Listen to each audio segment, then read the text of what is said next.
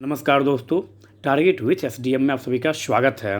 आज हम लोग चल रहे हैं बायोलॉजी के कुछ प्रमुख प्रश्नों को लेकर जो प्रीवियस ईयर में पूछे जा चुके हैं, मतलब क्या जो किसी न किसी एग्ज़ाम में पहले पूछे जा चुके हैं और उन प्रश्नों को फिर से पूछे जाने की पूरी संभावना है। और यह प्रश्न आप मेरे आंसर देने से पहले आप इसको सॉल्व करने का, आप इसका आंसर देने का प्रयास कीजिए, जिससे आप यह आंक सकें कि आपकी तैयारी कहाँ तक है। तो चलिए देखते हैं पहला प्रश्न क्या है। पहला प्रश्न बोला, विश्व खाद्य दिवस कब मनाया जाता है? विश्व खाद्य दिवस कब मनाया जाता है? विश्व खाद्य दिवस प्रत्येक वर्ष 16 अक्टूबर को मनाया जाता है। आप यहाँ से यह भी याद रखेंगे। और 5 अक्टूबर को विश्व शिक्षक दिवस मनाया जाता है। 16 अक्टूबर को विश्व खाद्य दिवस मनाया जाता है, 5 अक्टूबर को विश्व शिक्षक दिवस मनाया जाता है। आप यहाँ से यह भी याद रखेंगे। चलते हैं दूसरे प्रश्न की ओर।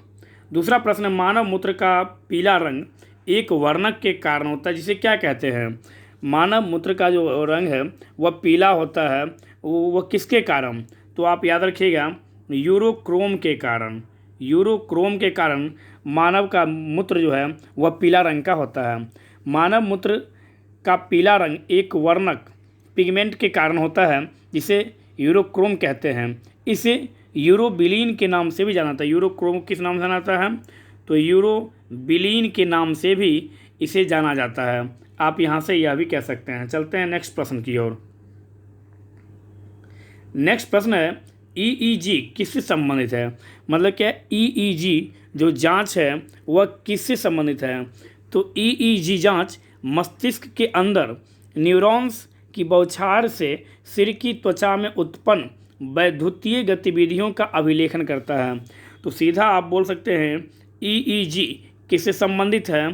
तो आप यहाँ से लगा सकते हैं ईईजी जो है वह मस्तिष्क। ईईजी किससे संबंधित है? तो आप यहाँ से बता सकते हैं ईईजी जो जांच है यह मस्तिष्क से संबंधित है। किससे संबंधित है ईईजी? तो यह मस्तिष्क से संबंधित है। यह प्रश्न कई बार पूछा जा चुका है कई एग्जाम में, और कई बार फिर से पूछने की पूरी संभावना है। तो आप यह जांच याद रखिएगा। नेक्स्ट है ईसीजी की जांच किससे संबंधित है? तो यहाँ था ईईजी और यहाँ है ईसीजी। तो ईसीजी जांच जो है यह हृदय की गति को, यह हृदय की गतिविधियों का अभिलेखन करता है। इलेक्ट्रोकार्डियोग्राफी, आप यहाँ से यह भी याद रखिएगा। नेक्स्ट है ईओजी जांच किससे संबंधित है? तो ईओजी जांच जो है यह रेटिना की विश्राम क्षमता के मापन की तकनीक है। रेटिना, यदि ऑप्शन में रेटिना नहीं हो, ऑप्शन में सीधा आँख हो, तो आप इसका राइट आंसर आँख लगा के आएंगे। कौन सा जांच? तो ईओजी जांच किस संबंधित है? तो ईओजी जांच जो है यह आँख संबंधित है। यह करता क्या है?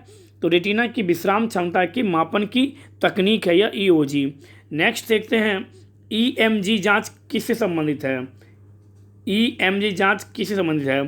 तो ईएमजी जांच जो है यह एक ऐसा परीक्षण है जिसमें मांसपेशियों तथा मांसपेशियों का नियंत्रण करने वाली नसों के स्वास्थ्य की जांच की जाती है। मतलब क्या ईएमजी जांच किससे संबंधित है? तो ईएमजी जांच मांसपेशियों से संबंधित जांच है। यह क्या है? तो यह मांसपेशियों तथा मांसपेशियों का नियंत्रण करने वाली नसों के स्वास्थ्य की जांच की जाती है ईएमजी जांच से। आप यह चारों जांच अवश्य याद कर लीजिएगा, यह आपके एग्जाम में आने की पूरी संभावना है। चलते हैं नेक्स्ट प्रश्न की ओर। किसकी क्रियाविधि रिकॉर्ड करने हेतु ईईजी जांच किया जाता है? मतलब क्या किस क्रियाविधि को रिकॉर्ड करने के लिए ईईजी जांच किया जाता है? तो आप बता सकते हैं मस्तिष्क की क्रियाविधि को जांच करने के लिए ईईजी जांच प्रयोग किया जाता है। इलेक्ट्रोइंसेफेलोग्राम इसका पूरा नाम है। क्या नाम है इसका? तो इलेक्ट्रोइंसेफेलोग्राम मतलब क्या ईईजी जांच। आप यहाँ से यह भी याद रखेंगे। नेक्स्ट क्वेश्चन है, मेमोग्राम किसकी जांच होती है? कौन सा जांच? तो मेमोग्राम। तो मेमोग्राम से किसकी जांच होती है? तो याद रखिएगा, मेमोग्राम से वक्ष की जांच होती है। मेमोग्राम से किसकी जांच होती है? तो मेमोग्राम से वक्ष की जांच होती है। नेक्स्ट क्वेश्चन को चलते हैं हम लोग। मानव शरीर के भीतरी भाग में रोगों की पहचान की जाती है कैसे? तो मानव शरीर के भीतर में जो रोग है उसकी पहचान एंडोस्कोप से किया जाता है। किससे किया जाता है? एंडोस्कोप से क्या आता है, जो पूर्ण आंतरिक परावर्तन के सिद्धांत पर कार्य करता है, टोटल इंटरनल रिफ्लेक्शन के थ्योरी पर कार्य करता है। आप यहाँ से यह भी याद रखिएगा। मानव शरीर के भीतरी भाग में रोगों की पहचान एंडोस्कोप नामक यंत्र द्वारा किया जाता है। कार्डियोग्राफ हृदय गति को अभिनियंत्रित करता है। और जायरोस्कोप यह एक ऐसा यंत्र है जिससे किसी वस्तु की कोणीय स्थिति को मापा जाता है। मतलब कि जायरोस्कोप से क्या किया जाता है, तो जायरोस्कोप से किसी वस्तु की कोणीय स्थिति मतलब कि झुकाव को मापा जाता है। और कैस्कोग्राफ से पौधे की वृद्धि मापी जाती है। आप यहाँ से यह याद रखें, कैस्कोग्राफ से क्या की जाती है, तो कैस्कोग्राफ से पौधे की वृद्धि मापी जाती है। आप यहाँ पर यह भी याद रखिएगा। चलते हैं नेक्स्ट प्रश्न की ओर। नेक्स्ट प्रश्न है, जब डॉक्टर किसी को कहता है कि उसे टेट्राप्लेजिया हो गया है तो उसका आशय होता है कि उसे पक्षाघात, मतलब क्या, जब डॉक्टर यह कहता है किसी पेशेंट को या किसी व्यक्ति को कि आपको टेट्राप्लेजिया हो गया है तो उसका आशय क्या है, तो उसका आशय यह है, टेट्राप्लेजिया से तात्पर्य दोनों हाथों एवं दोनों पैरों के पक्षाघात से है। इसे क्वाड्रिप्लेजिया भी कहा जाता है। क्वाड्रिप्लेजिया मतलब क्या, टेट्रोप्लेजिया को क्वाड्रिप्लेजिया भी कहा जाता है। और पैराप्लेजिया एक ऐसी अवस्था जिसमें चोट या बीमारी के कारण शरीर के निचले हिस्से दोनों पैरों में पक्षाघात, मतलब क्या, दोनों पैरों में तकलीफ हो, तो वहाँ पर आप यह भी बता सकते हैं कि टेट्राप्लेजिया क्या है। तो टेट्राप्लेजिया कहने का मतलब यह है कि जिस व्यक्ति का दोनों हाथ एवं दोनों पैरों में पक्षाघात हो गया हो उसे टेट्राप्लेजिया कहते हैं। चलते हैं नेक्स्ट क्वेश्चन की ओर। प्राणियों में आहार, श्वसन और संश्लेषण तीन प्रमुख गुण हैं। मतलब क्या, प्राणियों में आहार, श्वसन और संश्लेषण यह तीन प्रमुख गुण है। किसका, तो उपापचय का। किसका यह तीन गुण है, तो उपापचय का यह तीनों प्रमुख गुण हैं। पोषण, श्वसन और संश्लेषण उपापचय के तीन प्रमुख गुण हैं। उपापचय जीवों में जीवन यापन के लिए होने वाली रासायनिक प्रतिक्रियाओं को कहते हैं। उपापचय किसे कहते हैं, जब पूछे आपसे, तो जीवों में जीवन यापन के लिए होने वाले रासायनिक प्रतिक्रियाओं को उपापचय कहते हैं। मतलब क्या, उपापचय को दो भागों में बांटा जा सकता है। पहला अपचय, दूसरा उपचय। अपचय जो है, इसका कहने का मतलब यहाँ पर यह है कि कार्बनिक पदार्थों का विघटन करता है, अपचय कहलाता है। जैसे कोशिकीय श्वसन से ऊर्जा का उत्पादन करना क्या है, तो कोशिकीय श्वसन से ऊर्जा का उत्पादन करना अपचय प्रक्रिया है। और उपचय ऊर्जा का प्रयोग करके प्रोटीनों और नाभिकों अम्लों में बदलता है। जैसे कोशिकाओं के अंशों का निर्माण करना उपचय प्रतिक्रिया है। आप यहाँ से यह भी याद रखेंगे। चलते हैं नेक्स्ट प्रश्न की ओर। कृत्रिम रेशा को और किस नाम से जाना जाता है, तो कृत्रिम रेशा को रेयॉन के नाम से भी जाना जाता है। कृत्रिम रेशा को किस नाम से जाना जाता है, तो कृत्रिम रेशा को रेयॉन के नाम से भी जाना जाता है। कृत्रिम रेशा एक प्रकार का सिंथेटिक फाइबर है जिसे रेयॉन के नाम से भी जाना जाता है।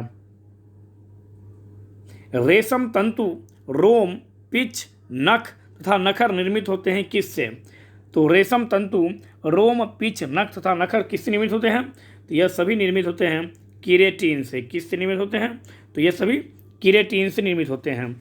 यहाँ पर आप यह भी याद रखिएगा। नेक्स्ट क्वेश्चन है, सनई क्या है। सनई, तो सनई एक प्रकार का पादप रेशा है जो उष्णकटिबंधीय एशियाई पौधे के तने से प्राप्त होता है। सनई क्या है, तो आप सीधा बोल सकते हैं सनई एक प्रकार का पादप रेशा। किस प्रकार रेशा है, तो यह पादप रेशा है जो उष्णकटिबंधीय एशियाई पौधों से प्राप्त किए जाते हैं। नेक्स्ट क्वेश्चन की ओर चलते हैं हम लोग। मेढक के कायांतरण में क्या होता है, तो मेढक अधिकतर टैडपोल मुख्यतः शाकाहारी होते हैं तथा वे मुख्यतः शैवाल एवं जलीय पौधे का भक्षण करते हैं। परंतु जब टैडपोल विकसित होकर वयस्क मेढक बन जाते हैं तो उनकी आंतें छोटी हो जाती है जो मांसाहारी भोजन के पाचन में सहायक होती है। तो क्वेश्चन यहाँ पर क्या पूछ रहा है, मेढक के कायांतरण में, तो मेढक के कायांतरण में आंत जो है वह छोटी हो जाती है। तो आप यहाँ से यह भी याद रखिएगा, आंत क्या होती है, इसमें आंत छोटी हो जाती है। चलते हैं नेक्स्ट प्रश्न की ओर। किस जीव में रक्त नहीं होता किंतु वे सांस लेते हैं, तो हाइड्रा में श्वसन अंग तथा रक्त प्रणाली अनुपस्थित होती है। हाइड्रा में श्वसन विसरण के माध्यम से होता है। हाइड्रा में श्वसन किस माध्यम से होता है? तो हाइड्रा में श्वसन विसरण के माध्यम से होता है। आप यहाँ पर यह भी बतला सकते हैं।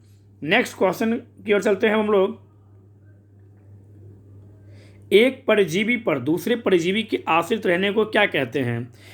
एक परजीवी पर दूसरे परजीवी के आश्रित रहने को उपपरजीविता कहते हैं।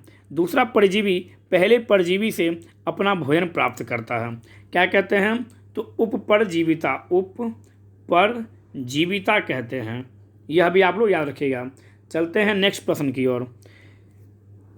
नेक्स्ट प्रश्न है, सबसे छोटा जीव जो स्वयं विकास एवं प्रजनन करने में समर्थ है उसे क्या कहते हैं? उसे माइकोप्लाज्मा कहते हैं। उसे क्या कहते हैं? उसे माइकोप्लाज्मा कहते हैं। आप यहाँ से यह भी याद रखिएगा। चलते हैं नेक्स्ट प्रश्न की ओर। क्लोनल वर्ण का प्रयोग क्या आता है?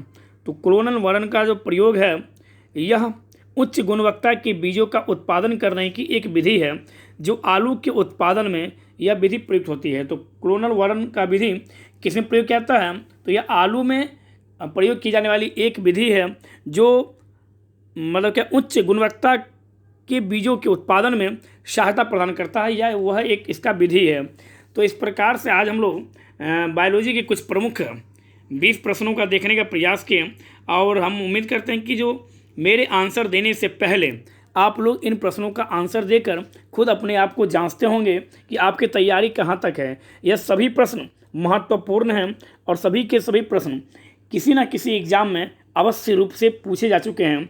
इस कारण से इन प्रश्नों को इग्नोर मत कीजिएगा। इन प्रश्नों को हो सके तो नोट भी कर लीजिएगा और याद भी करने का प्रयास कीजिएगा। बड़ों का सम्मान कीजिए, छोटों को प्यार दीजिए। धन्यवाद।